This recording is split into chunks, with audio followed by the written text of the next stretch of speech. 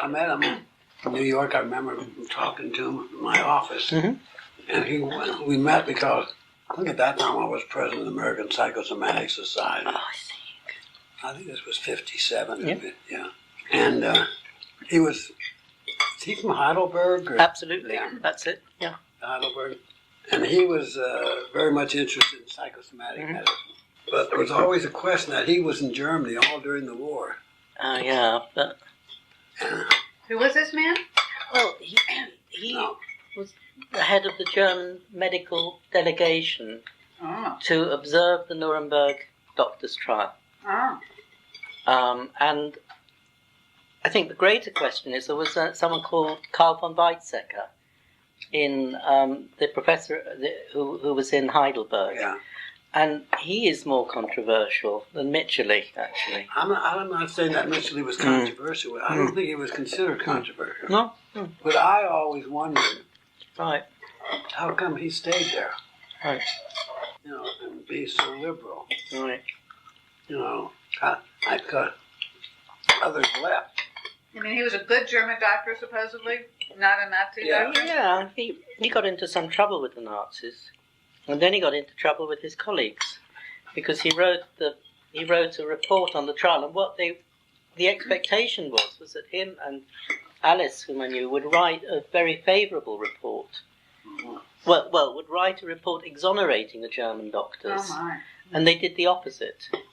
They took the position of the American prosecution, and his book is a classic, but the West German Chamber of Medicine, they bought the copies up, they suppressed the report. They did. Uh-huh. Yeah, and he was regarded as someone who fouled their nest, and they gave him a hard time, so that in the 50s he was really interested in moving to the States.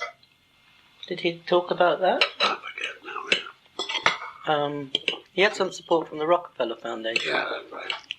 So he came to see you because he was interested in links to American... Psychosomatic medicine. Yeah. I don't know whether we'd ever had correspondence or I forget what it was, but was John there at that time? It's interesting. Funny. See, John would have been at Nuremberg with Mitchell. Yeah. I remember John. Why did this Mitchell stay in Germany? I mean, Well, he wasn't Jewish. uh-huh. And He was supposedly anti-Nazi. yes, I think he Maybe he was an anti-Nazi. Yeah, he got into some trouble at some stage. They wanted Do you know to what send him to trouble? the What- Eastern. They wanted to send him to the Eastern I think he was Front. an internist, wasn't he? He was a psychiatrist. Was he a psychiatrist? And then he opened up an institute in Frankfurt for psychotherapy, Oh, yeah, particularly that's for right. psychosomatic That's medicine. right. It was Yeah. called the Sigmund Freud Read those Institute. on it, yeah. That's right. And Alice, who worked closely with him, she had an interesting career. She trained in psychiatry in Heidelberg, took her first job at a German psychiatric hospital in 1933, and saw the way things were going, and so completely dropped out. She went to Italy and was in Florence and doing art studies and things like that. And then during the war, she worked as a country doctor and in Austria. Help yourselves to more. And then she came back to Heidelberg and wanted to get back into psychiatry after the war. And she ended up on this German medical delegation as trial observers. What was her name? Her name was Alice Platen Hallemund. That's a Alice Platen, Platen, PLA. Eten, and Hallemund. And what How do you spell the last name? Hallermund.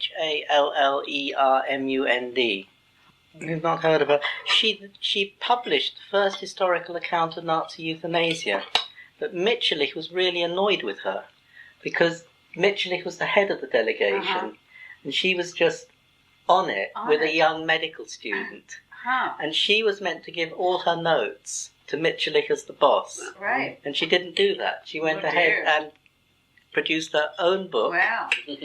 and her analysis was different to Mitchell. Oh, how interesting. Yeah, Mitchell's analysis was that it's really what the Nazis doctors did was due to the excessive scientization of medicine. Is it what? Due to the excessive scientization, they pushed the experimental method and this mechanistic approach to the point where the human subjects were dehumanized. That was his view. Alice took a much more sort of Catholic spiritual view of things. She wasn't Catholic by background. She veered though towards a group of sort of social Catholics, and they published her book. But what did she say? What was her view?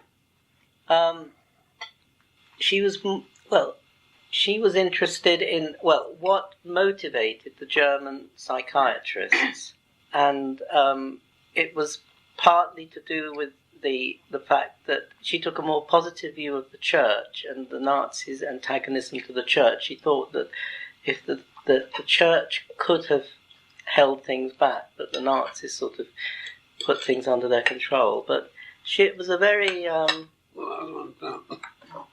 How does psychiatrists get into this? How does psychiatrists... Anybody else want more lasagna? Want some more lasagna? I'm fine, actually. This had to do Please with... have more fish because it's all...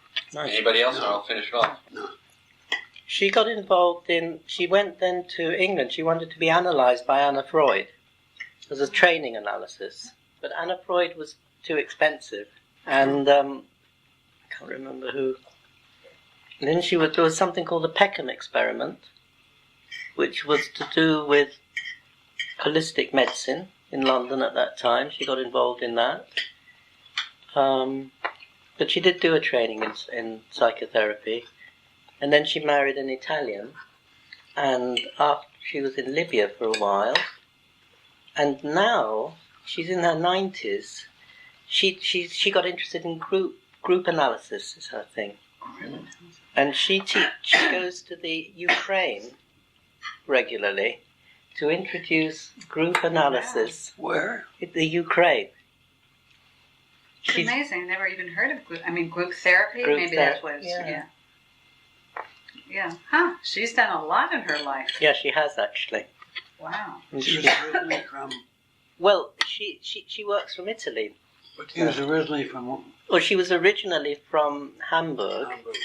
But studied in Heidelberg, she definitely dropped out of German psychiatry in 1933. She hated it. She encountered... Did she say why? Yes, absolutely.